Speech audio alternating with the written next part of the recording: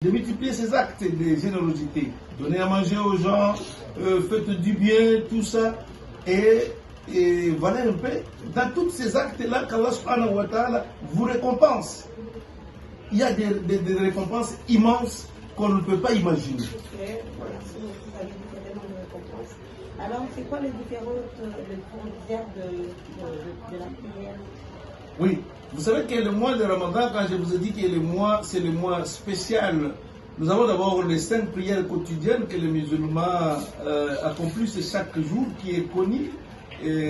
Ici, par exemple, à Kinshasa, c'est à partir de 5 heures, vous avez la première prière qu'on appelle la prière de Fajr, et 12h30 et la prière de Zuhr, et 15h30 la prière de Asr, et 18h la prière de Maghrib.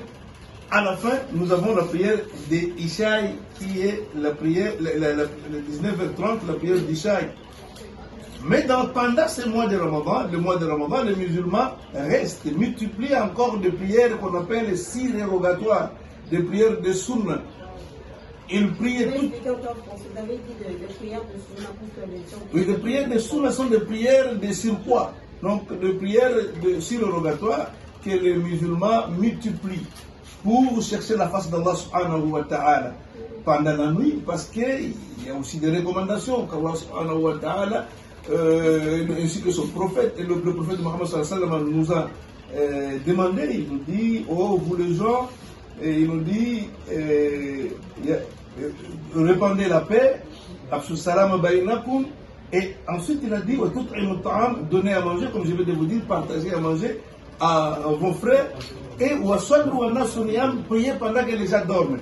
Et cette prière, pendant le mois de Ramadan, vous savez que la prière de la nuit a beaucoup de secrets que les musulmans doivent aussi, ils les multiplient aussi pendant le mois de Ramadan autant de fois. Quand vous parlez de la prière de la nuit, il s'agit de quelle heure précise? Oui, c'est la nuit ici, nous parlons après la prière d'Ishaï. Après la prière d'Ishaï, c'est dans la 20h. Là, pendant tout ce temps, ce sont des prières que nous pouvons commencer à faire pendant tout ce temps-là. Et les musulmans prient toute la nuit pendant ces mois pour chercher la face d'Allah subhanahu wa ta'ala. Il y a aussi des prières bien précises pour chaque genre de prière. Non, il n'y a pas ça. Il n'y a pas ça. Le croyant est libre. Il peut prier.